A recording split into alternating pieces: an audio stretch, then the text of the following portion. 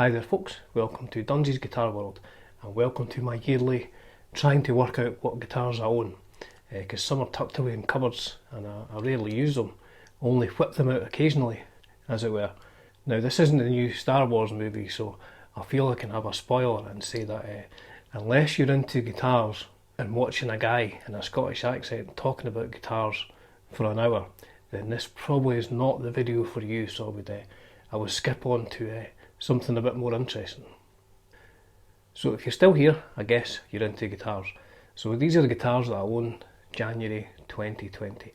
They're in no specific order other than the order that I wrote them down on a bit of paper, because I need to try and keep track of what I'm doing here. So the first one, this is a 1978 Gibson Les Paul. Quite a basic looking guitar, made completely from walnut. It's got Grover tuners, factory fitted Grover tuners, Gibson T-tops. These didn't come with a scratch plate or anything like that. This one's pretty road worn, don't know if you can see that. Now everything, I think everything's original on it. The one thing that's missing is the switch tip, because I've actually put that on my 1979 Standard because the switch tip on that broke. So these came with Gibson T-tops, usual Les Paul controls. It's a nice guitar, nice feeling neck. Great to play this, sounds great as well.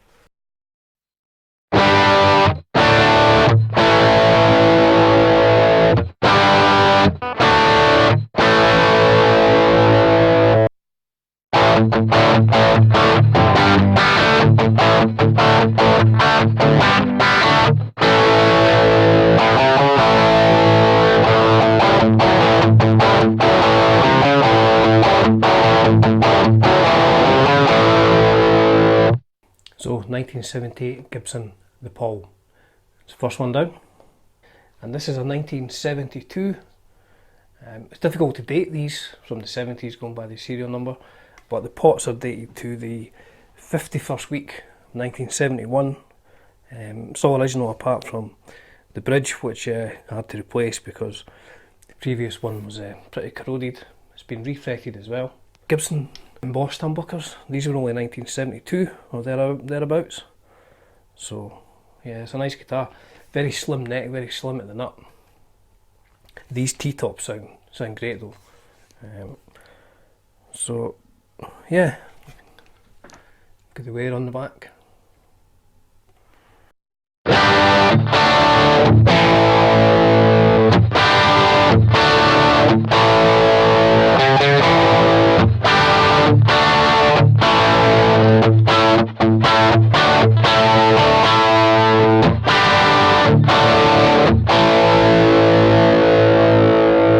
This is a 1979 Gibson Les Paul Standard wine red, if you can see that. I think this is a 3-piece top. Pretty battle scarred. Tulip logo Gibson tuner, if you can see it. Nice sounding guitar again. T-tops in this. Got T-tops and a few of the Gibsons. I love the sound of them. Quite flat frets on this. Now apart from the switch tip, which is the one that I stole off my Les Paul, because I've been playing this guitar out, this is all original as far as I can tell. It's never been refretted, it's got the original frets, but good sound again.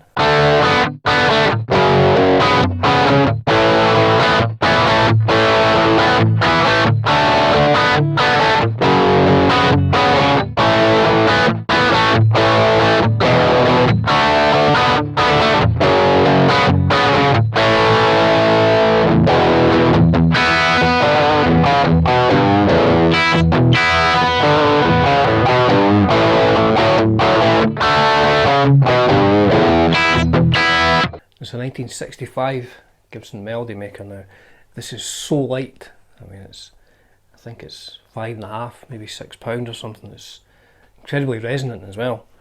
Wine red, original finish. Now it's been converted to humbuckers. These are Gibson T-tops. The pots are dated 1970, so I presume it was done around then. It's had it did have a vibrola on it, so it's had the tailpiece and the ABR1 added I think the controls, it's a new control plate, beautiful neck on this.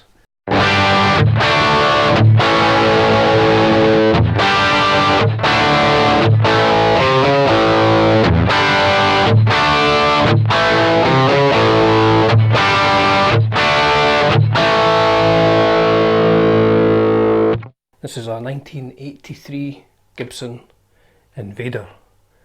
Now there's one thing about this, a bolt-on Gibson, who would have thought it? There's a lot of bolt-on Gibsons in the sort of mid 70s to early 80s. It's got an ebony fingerboard, which is quite crazy for what would have been a budget guitar, but it's nice. The pickups were, or one of them still is, a Sonex 180, which are very high output, but what I found was they're also very highly microphonic. This was just squealing at band practice. So I've actually changed the bridge out to a DiMarzio Super Distortion Zebra to match the other one as well. Now the only thing I had to do was I had to get a new pickup ring as well, because the, I don't know if you can see, the Sonex 180s have 2 screws at the top, whereas obviously Super Distortions only have 1. So still a very high output guitar.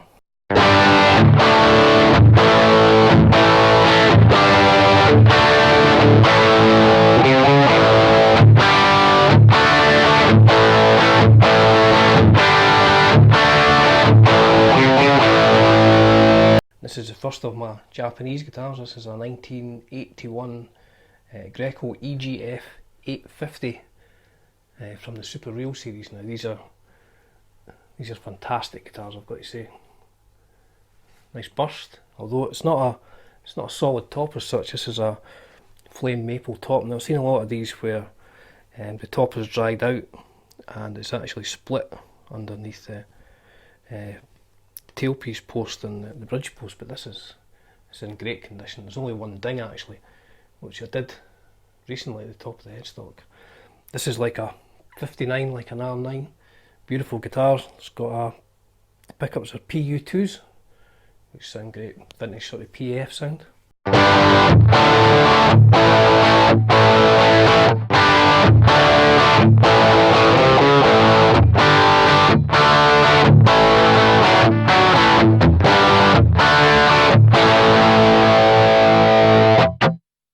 And this is a 1982 Greco EG56-60.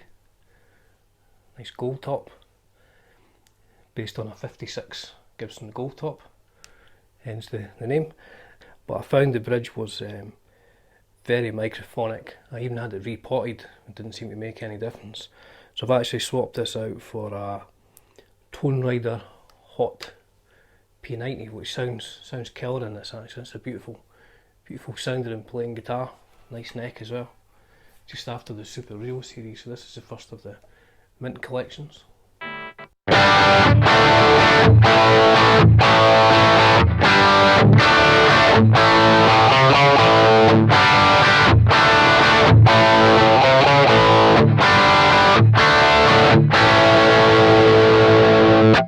This is a 1981 Greco EG600PR. Now if there's any Kiss fans out there, I mean there are Kiss fans out there, I'm a Kiss fan, but if there's any Kiss fans watching this, you'll know what this is. Based on Ace's Les Paul Custom, which I don't think was standard. I think he added the middle pickup, or the middle false pickup. So this comes with 3 U1000 pickups. Big neck on this. I mean, this is almost as big as my 850. I guess it's a Super Real era as well, 1981. So let's see what this sounds like, just on the bridge pickup.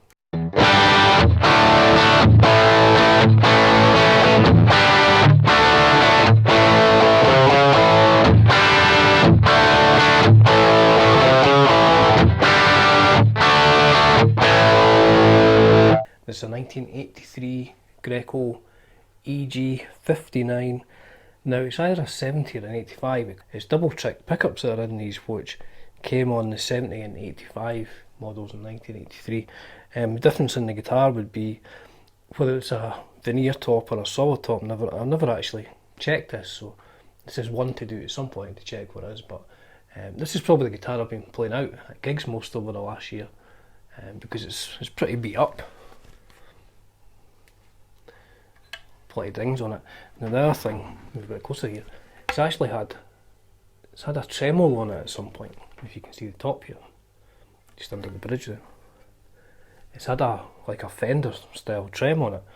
The previous owner, which I got this from Japan, so the previous owner in Japan, must have had the top filled with a block under there, and the back has been filled in as well. Now it actually looks worse under the light than what it is. It looks, you don't really notice it that much when there's not super bright light on it, but this is a very nice guitar again, based on a 59.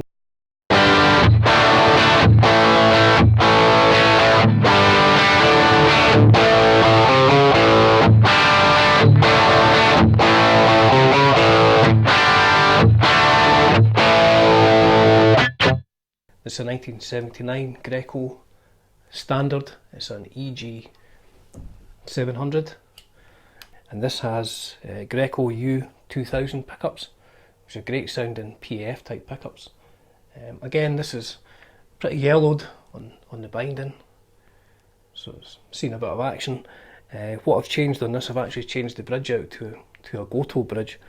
The bridge that it came with was just corroded beyond help, really, so I've replaced it with that. But everything else is original.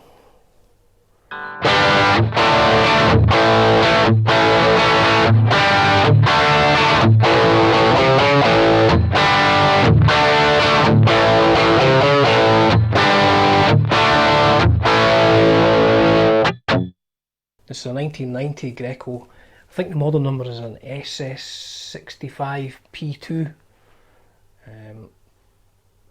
Two pickup, I think P2 stands for two pickups.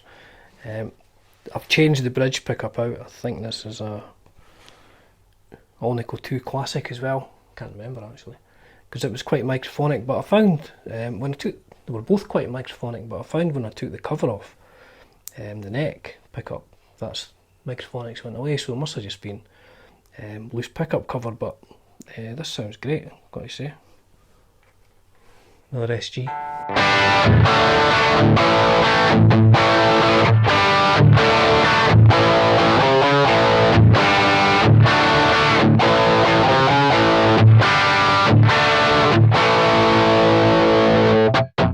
It's a 1982, March 1982 Greco MSV-65 or 65, not entirely sure what it was in the catalogue. Now this came to me with a Gibson type vibrola, which was rubbish. It was actually set so badly that whenever you used the vibrola, the strings, like all the strings cleared the bridge. So I put a Goto tailpiece on it. I changed the pickups, didn't come with the original pickups either. These are Tone Rider Alnico 2 Classics. I hadn't played a V in years and years. I had a couple of these when I was a kid, teenager, and I'd forgot how light they are, how easy they are to play. And I've got over the fact that I'm, a man in his 50s playing a flying V, because Michael Schenker's older than me and he plays a V. Rudolph plays a V. He's older than Michael. So yeah, so I've been using this out at a few gigs. Sounds good.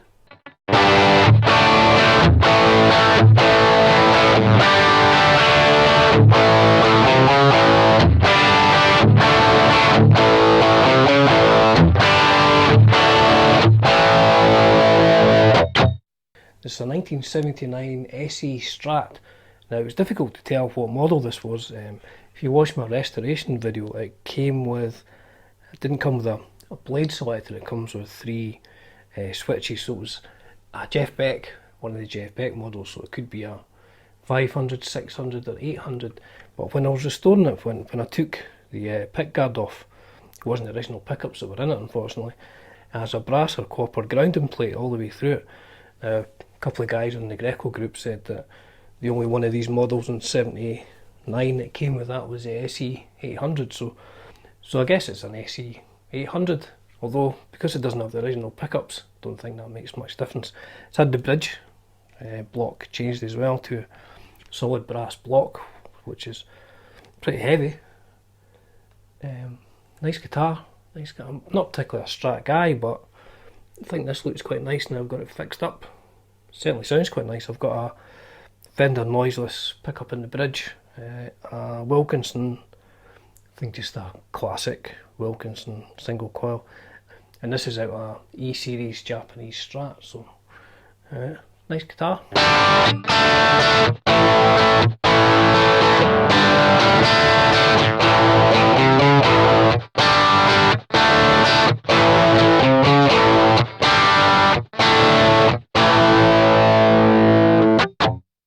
And this is a 1984 Greco MTV-60, a metal flying V. It's not made of metal, it just looks metal. It comes with a tremolo system which I've actually blocked off because the arm that came with it doesn't particularly function very well, and I'm not a big tremolo guy. It didn't come with the original pickups, which I think might have been screaming pickups that came with it originally. Strangely enough, these are 1972 vintage Maxon humbuckers, which in a metal flying V is quite strange, but sounds good. Nice playing guitar, it's got a bolt on neck. But all things considered, it's cheap and cheerful metal flying V.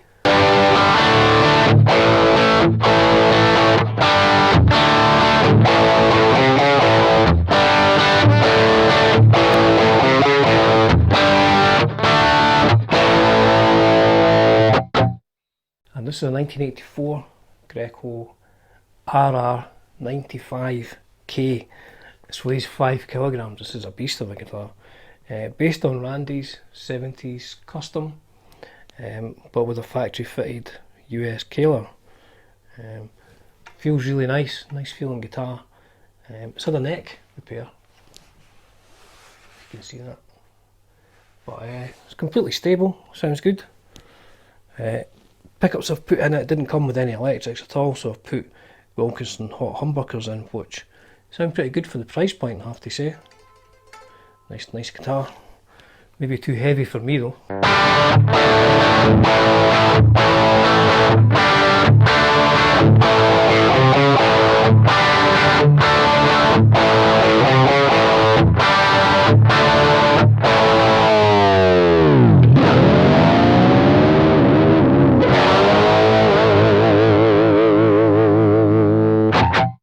It's a 1990s Orville LPS-75 LD.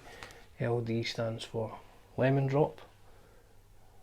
The shade of the top. Now these came with Japanese replica PAFs, but the previous owner to me has changed this out to a Gibson 57 Classic, which I'm actually going to put in the next guitar I'm going to show, my Orville by Gibson. Again, this is a good guitar. It's quite a lot of wear on this, a lot of play wear and tear, but it's nice guitar, as I like to say.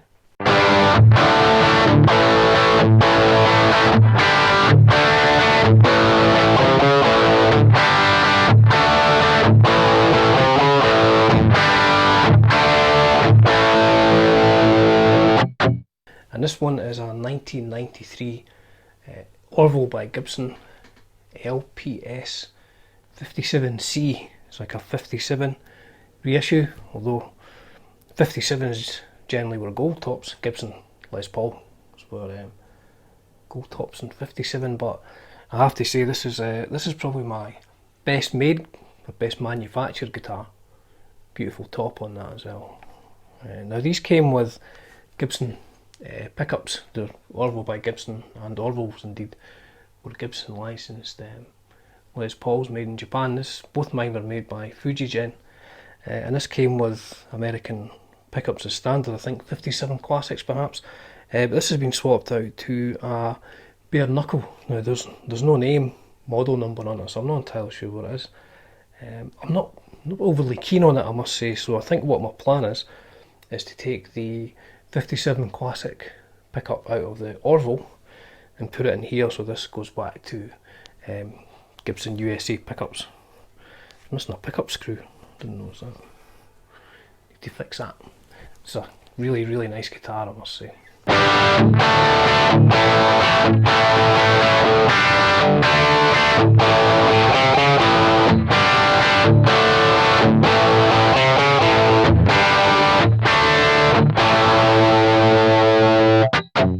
So this is a 1980 set neck made in Japan Flying V.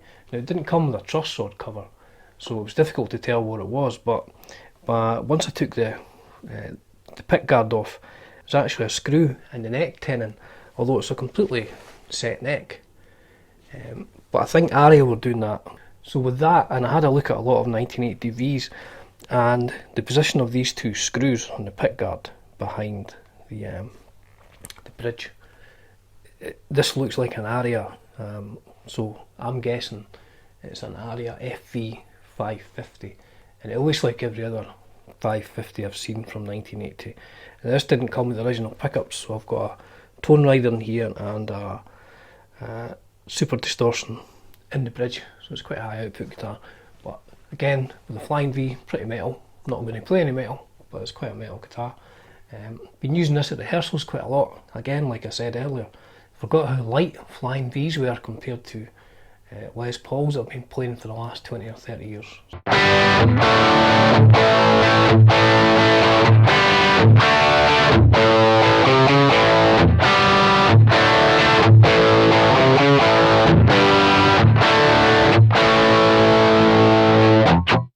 This is an early 70s Ibanez 2337DX. Now there's no way of dating this, there's no serial number, it doesn't have the original ports or anything, but going by the headstock shape and the Ibanez logo, it must be 73, 74. I think by 75 the headstock shape had changed slightly, so I'm guessing 74. Now this is based on a Les Paul special, so if we'd have had two P90s, when I got this it had a humbucker in it. I've changed this out to, like a lot of my other guitars, this is an Alnico 2 by Tone Rider, which are great pickups for the price point. Really, really good. Quite a slim neck on this guitar, but plays nice, plays well.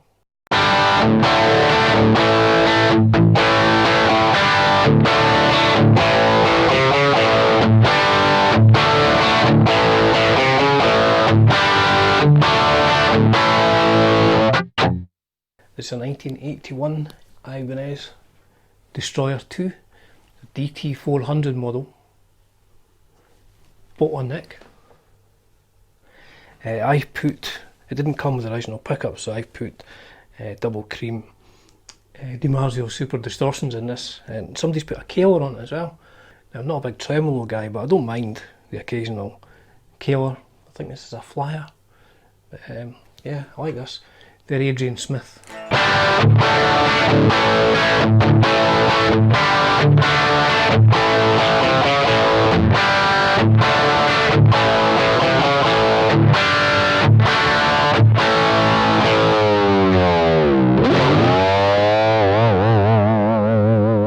And this is a Fender made in Japan Stratocaster E-series, it's E6 serial number. And I think this was called the Contemporary Stratocaster. These came with the System 1 Fender stamped tremolo. Now this one, there's none of the fine tuners are left. I've actually blocked off anyway, North Carolina sticker. And the locking nut's not on either. And I don't know if you can see this, but it was actually scalloped, lightly scalloped by a previous owner. So on the bridge I've actually put a bare knuckle Irish Tour. I guess that's based on Rory's pickup, and I've changed the pick guard out to a black one.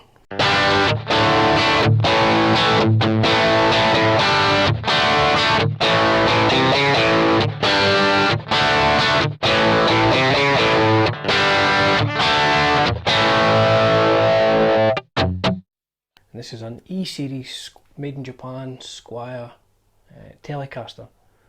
So a contemporary Telecaster, I think these were. Now I've got this on permanent loan. I got this on loan, I think in 1995-96 from my friend Craig, who said you can keep it, just don't sell it. So I've had it since then. Now I've played this so much it's been refretted. I think I've changed everything on it apart from the wood and the machine heads and possibly this this cover. So these are changed. New bridge on it. For some reason the pickup was really microphonic, so what I did was I actually put just a short bridge on it, and this is a Seymour Duncan, can't remember, it's like a rail pickup. Most importantly, I don't know if you can see it in the light, this is known as the Stratocaster because it's got Stevie Nicks hologram on the front there and on the back. How cool is that? Stratocaster. So this is a guitar, if I'm going out jamming I'll take this guitar because it's got a coil switch here, so I can just have single coils. I'll go to the humbucker, so it does loads. One thing I need to do, I need to get a switch cover for that. Don't know where that's gone.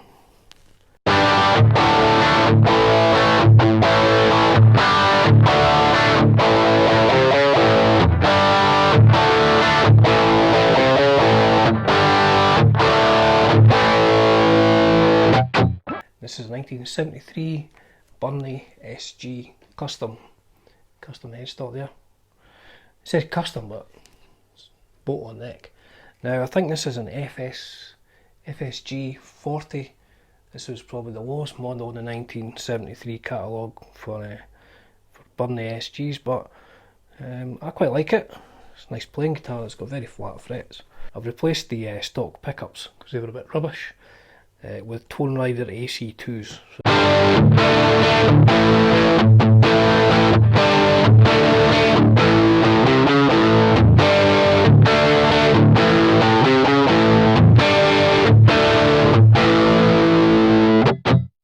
So that's my guitar collection in January 2020. I'm doing this for no other reason than the fact that it's good to document what I've actually got, because there's some things that I don't use a whole lot and they're just in cases lying about, and it's good to show the stuff you have in case anybody wants to ask any questions about, you know, Greco guitars for example. See, I've got quite a few made in Japan guitars. I've got some older Gibson ones as well. I make no claims to be an expert on any of them, but I would certainly be happy to answer any questions you may have. I mean, I've imported probably most of the Japanese guitars, so if anybody wants to know what's like importing stuff into the UK or something like that, that's I'll do what I can to answer any of your questions. And I also have two Avril Lavigne Telecasters, two Squier Avril Lavigne Artist Series Telecasters, which I did a video about 2 weeks ago, so there's no point in me doing them again. I'll just put a link in the description and you can check that out. So thanks for watching, I appreciate your time on this one. If you stuck here till the very end, because it's a long video, but I only do one of these a year, so hopefully you don't have to suffer too much. So yeah, thanks for watching, cheers for now.